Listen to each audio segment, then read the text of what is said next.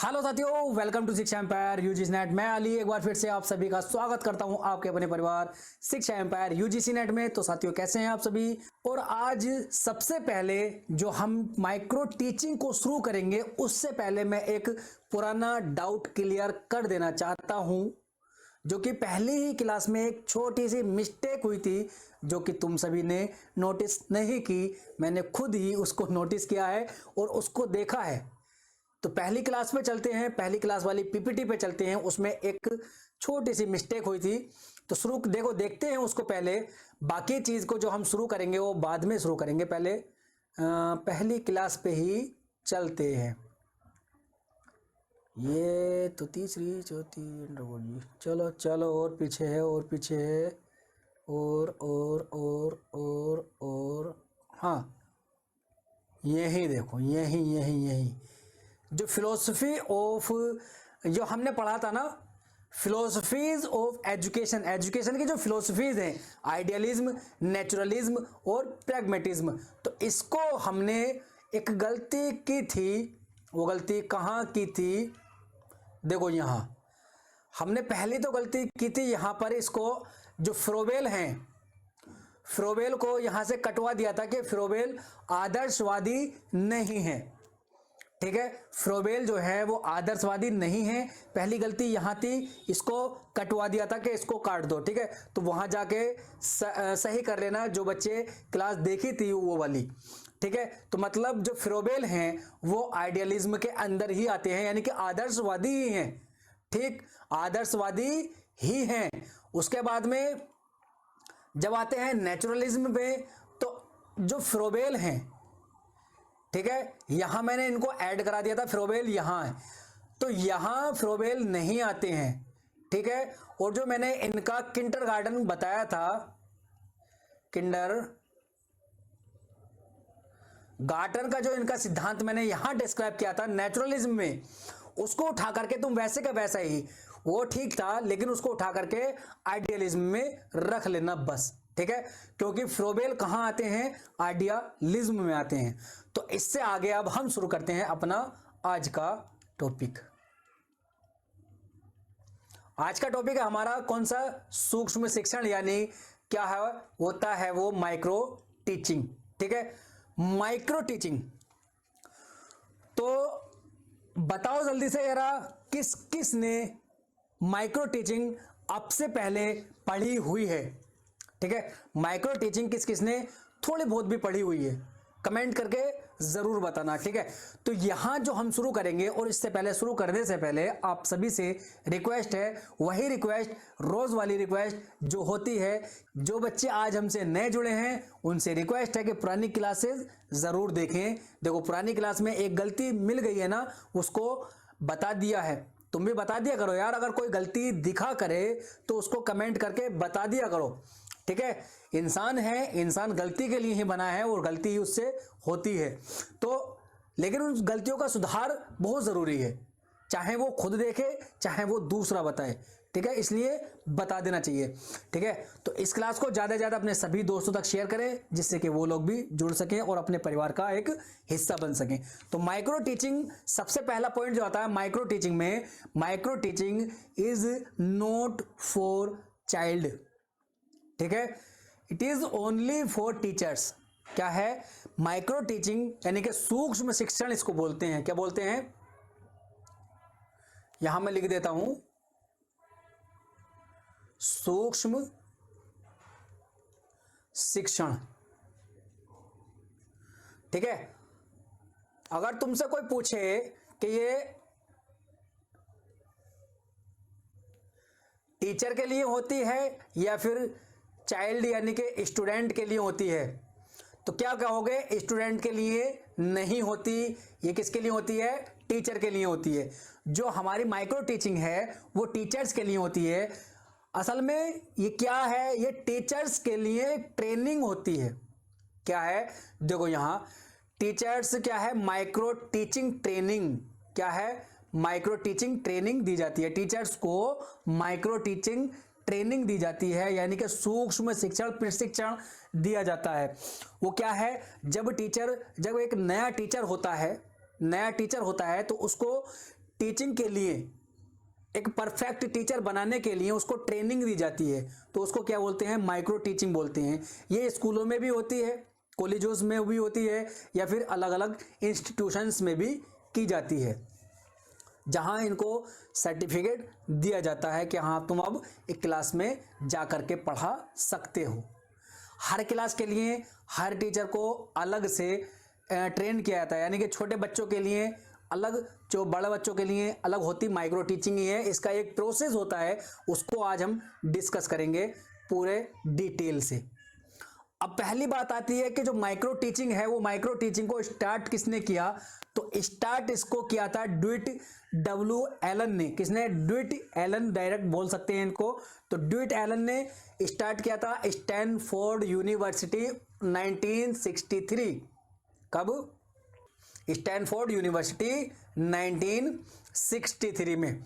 तो 1963 में ड्यूइट एलन ने पूरे विश्व की अगर हम बात करें, यानी कि पूरे वर्ल्ड की बात करें, तो ड्यूइट एलन ने 1963 में स्टैनफोर्ड विश्वविद्यालय में इसकी शुरुआत की थी। किसकी, माइक्रो टीचिंग की। और अगर हम बात करें इंडिया के अंदर, तो इंडिया के अंदर डीडी तिवारी ने, कौन, डीडी तिवारी ने 4 साल बाद 1967 में इलाहाबाद में शुरू की थी।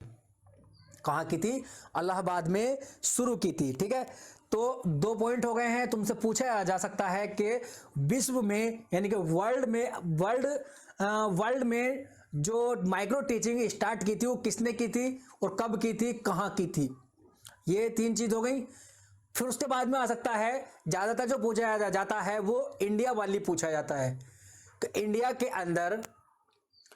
के अंदर माइक्रो टीचिंग को कौन लेकर आता है और शुरुआत कब होती है, कहाँ होती है।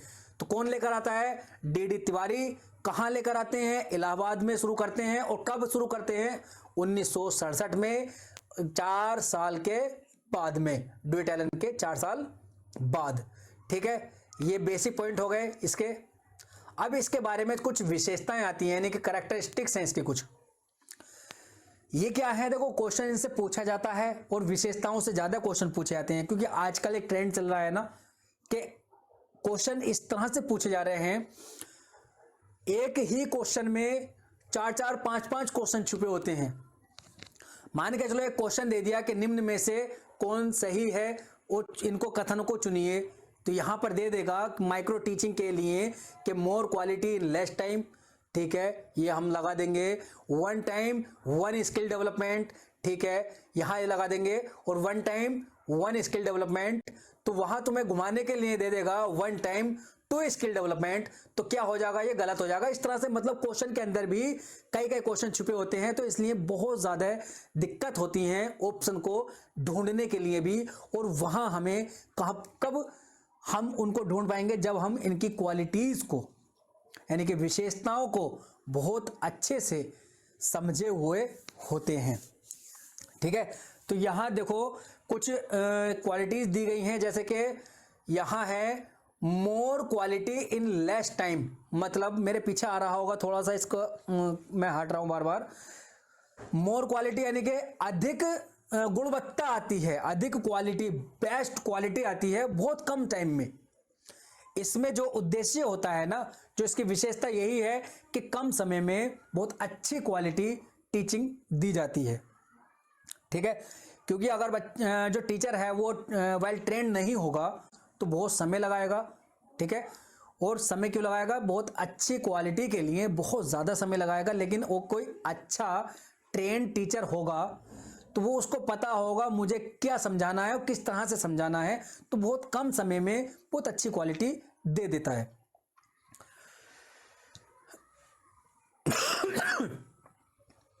दूसरा पॉइंट है, दूसरी विशेषता है 1 टाइम 1 स्किल डेवलप। यानी कह सकते हैं कि जब क्लास चलती है, यानी कि जब इनको ट्रेन किया जाता है, तो ट्रेन करने के समय एक समय में एक ही स्किल को डेवलप किया जाता है। मतलब अगर उसको, टीचर को ये ट्रेन किया जा रहा है कि तुमको क्लास को कैसे कंट्रोल, मतलब कैसे हैंडल करना है, क्लास को कैसे अनुशासन में रखना है, क्लास को कैसे एक माहौल बनाए रखना है पढ़ाई का, तो सिर्फ कैसे और किस तरह से ये वाली स्किल जो है इसी को डेवलप किया जाएगा एक बार में। जब ये स्किल डेवलप हो जाएगी उसके बाद में उनको कॉन्सेप्ट पर लिया जाएगा कि कॉन्सेप्ट को किस तरह से अब तुम्हें एक फॉर्मेट देना है, फॉर्म करना है, मेकिंग कॉन्सेप्ट किस तरह से करना है। फिर वो दूसरी स्किल बाद में डेवलप की जाएगी, पहले एक टाइम में एक ही स्किल डेवलप की जाती है। ऐसा नहीं है कि एक ही समय में क्लास को हैंडल करने के लिए भी वही एक ही समय में बताया जा रहा है और कॉन्सेप्ट मेकिंग भी एक समय में बताई जा रही है, और उसी तरह कुछ और भी कैसे इवेल्युएट करना है वो वाली स्किल भी एक ही समय में, मतलब एक समय में एक स्किल यानी कि एक कौशल को विकसित किया जाता है। तो इसमें तीसरा जो पॉइंट आता है हमारा, तीसरा पॉइंट है it is a individual teaching. क्या है ये? वैयक्तिक होती है। क्या होती है? वैयक्तिक होती है, यानी कि एक ही साथ में पूरी क्लास को, यानी कि एक साथ में कई सारे टीचर को ट्रेन नहीं किया जाता, इसमें इंडिविजुअल होती है, एक बार में एक ही टीचर को ट्रेन किया जाता है। ठीक है, उसका डेमो भी दिया जाता है।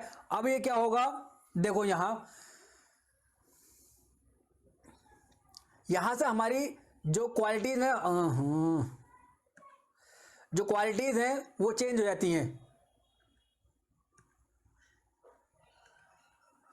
यहां से क्वालिटी चेंज हो जाती है। देखो अब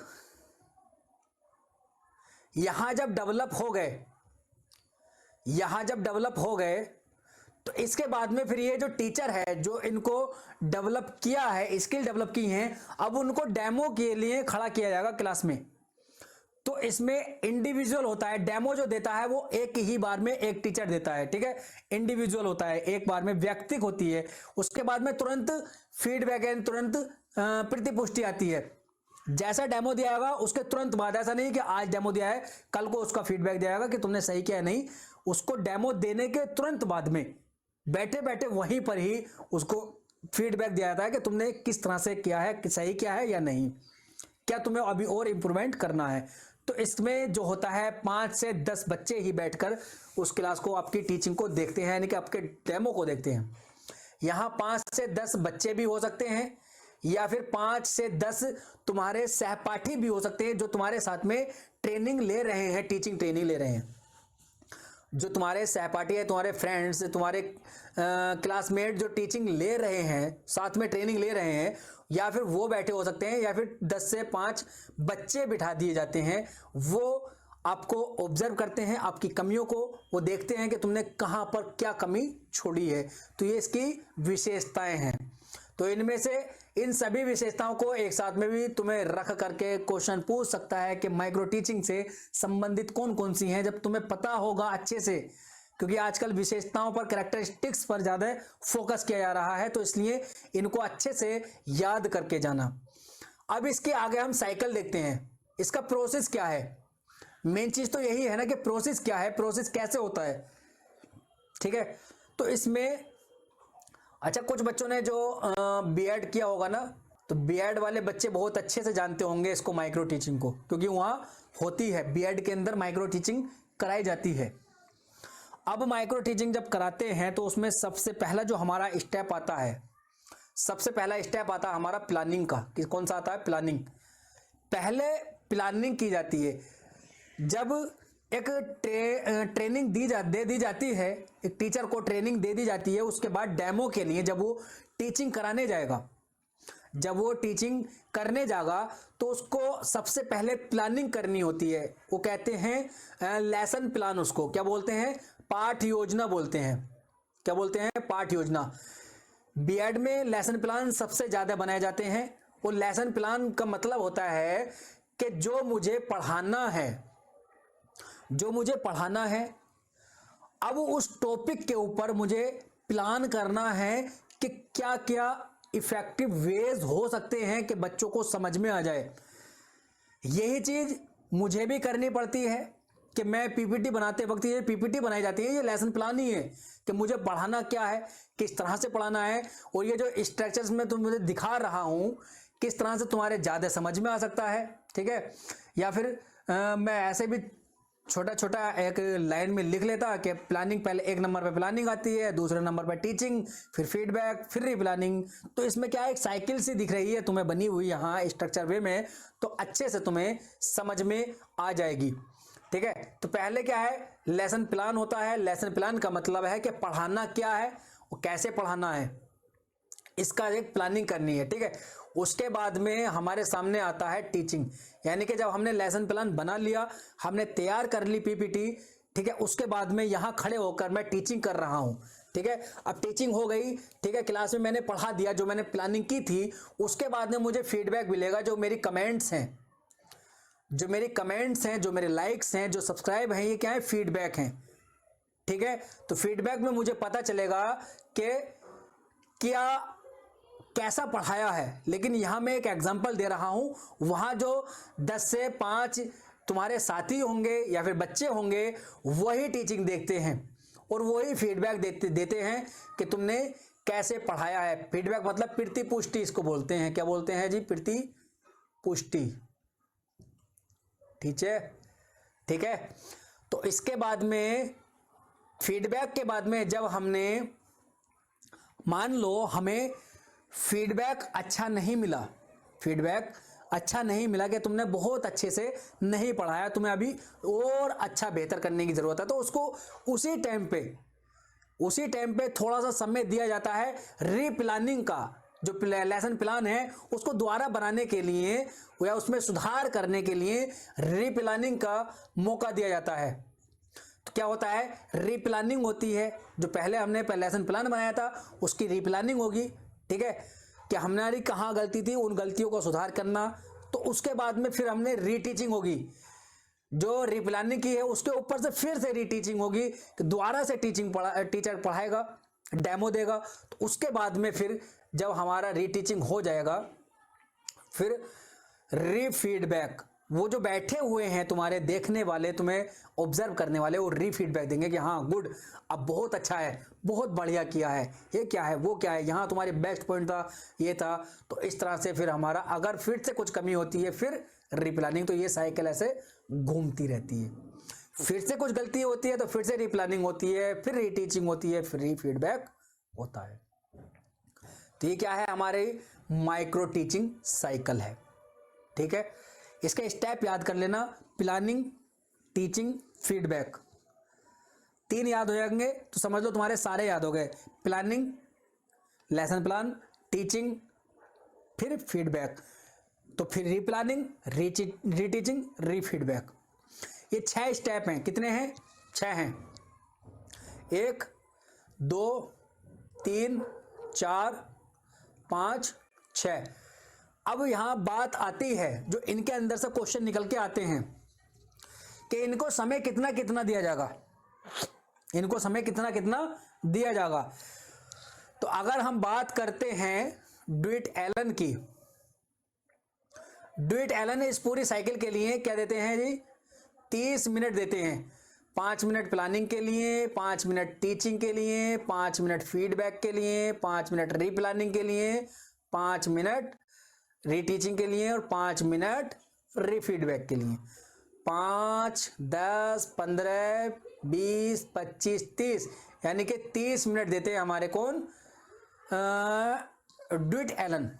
ठीक है, जो स्टैनफोर्ड विश्वविद्यालय में स्टार्ट की थी। अब इसके बाद में आते हैं डीडी तिवारी पर। अगर हम इंडियन माइक्रो टीचिंग में चलें तो डीडी तिवारी ने कितने दिए हैं? 6 मिनट दिए हैं ईच स्टेप को। 6 मिनट, 6 छंग 36, यानी कि टोटल पूरी साइकिल के लिए 36 मिनट बताए हैं। किसने? डीडी तिवारी ने। यही मोस्ट इंपोर्टेंट पार्ट है। क्रम लगाने के लिए पूछ सकता है या फिर मिनट पूछ लेगा कि हर स्टेप के लिए किसने कितने मिनट दिए हैं। तो यहां तुम्हें नोट करके लिखना है, डीडी तिवारी ने हर स्टेप के लिए, ठीक है, कितने दिए? 5 मिनट। डीडी तिवारी ने 6 मिनट हर स्टेप के लिए और ड्यूइट एलन ने 5 मिनट हर स्टेप के लिए। टोटल 6 स्टेप हैं तो कितने हो जाएंगे? 30 और 36 मिनट हो जाएंगे। यहां तक हमारी साइकिल से बात हो गई।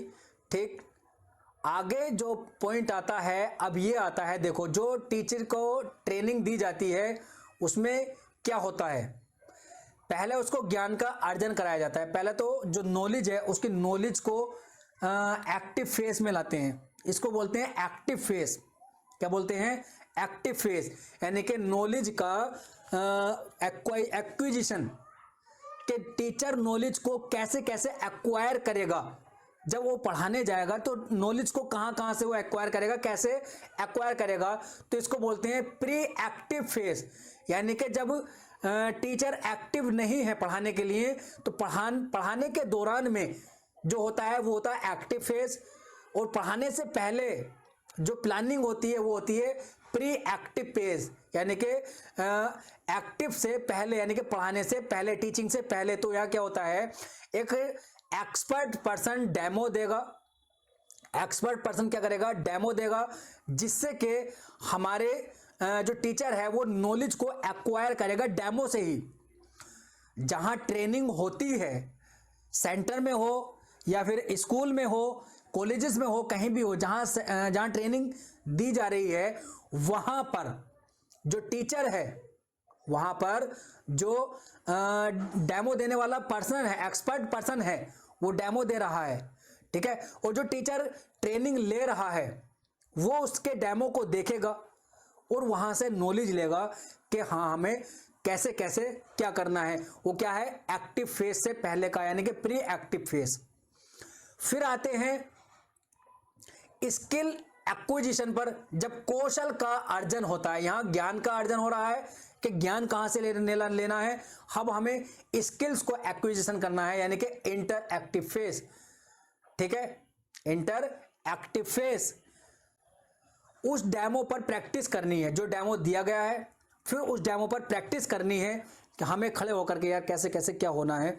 तो इंटर एक्टिव फेज में क्या होता है कि जब जो हमने डेमो देखा है, जो टीचर ने डेमो देखा यहां खड़े होकर के, जो डेमो दिया गया था, उस डेमो को देखने से, ठीक है, हमें प्रैक्टिस करनी है, सिर्फ देख करके छोड़ नहीं देना है। कोई भी चीज स्किल में कब आती है, जब हम उसमें बार बार प्रैक्टिस करते हैं, बार बार जब प्रैक्टिस करते हैं तो हमारा, तो उसको क्या कहा गया है, इंटर एक्टिव, यानी कि जब हम क्रिया करने लगे।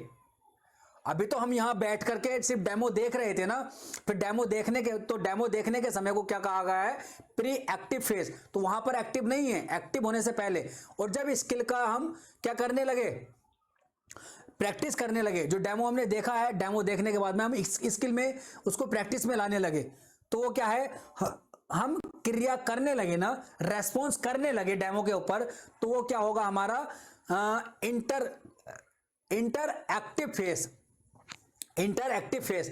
तो इसके बाद में क्या होता है, देखो साथियों के साथ मिलकर किया जाता है, जो प्रैक्टिस होती है वो साथियों को साथ में लेकर के होती है, ठीक है। अब क्या होता है, ट्रांसफर इन क्लासरूम। जब ये सब हो जाता है, फिर उसके बाद में क्लासरूम में ट्रांसफर किया जाता है कि जाओ अब तुम पढ़ाओ और तुम पढ़ाने लायक हो गए हो। तो ये क्या होता है, post active phase, post active phase, ठीक है। क्या होता है, पोस्ट एक्टिव फेज, यानी कि एक्टिव जो थे हम, इंटर एक्टिव थे जब हम रेस्पॉन्स कर रहे थे, प्रैक्टिस कर रहे थे, अब प्रैक्टिस के बाद वाला फेज है। कक्षा में स्थानांतरण कैसे होगा, एक्चुअल ट्रांसफर भी कहते हैं इसको, क्या कहते हैं, एक्चुअल ट्रांसफर। एक्चुअल में ट्रांसफर क्या होता है, वो कक्षा में स्थानांतरण, यानी कि ट्रांसफर इन क्लासरूम होता है माइक्रो टीचिंग के अंदर। स्किल डेवलप के बाद में क्लास में ट्रेनिंग के लिए भेजा जाता है। जब हम स्किल डेवलप कर लेते हैं, प्रैक्टिस कर करके, बार बार प्रैक्टिस करके जब हम डेवलप कर लेते हैं स्किल को, उसके बाद में क्लासरूम में भेजा जाता है कि जाओ अब तुम पढ़ाने लायक हो गए हो। तो माइक्रो टीचिंग से यही कुछ पॉइंट हमारे सामने आते हैं, ठीक है। यहां के बाद में अब इवैल्यूएशन शुरू होगा, इसको अगली क्लास में देखेंगे, ठीक है। तो माइक्रो टीचिंग जो आज हमने पढ़ा है, कितना समझ में आया और किस किस ने पहले पढ़ा हुआ था, आज की क्लास हम यहीं रखते हैं। और अपने सभी दोस्तों तक इस क्लास को शेयर करना बिल्कुल ना भूलें। लाइक, शेयर, सब्सक्राइब, कमेंट करके जरूर बताना क्लास कैसी लगी। मिलते हैं अगले सेशन में, तब तक के लिए हंसते रहें, मुस्कुराते रहें, अपना और अपनों का बहुत सारा ख्याल रखें। धन्यवाद, टेक केयर, बाय, जय हिंद।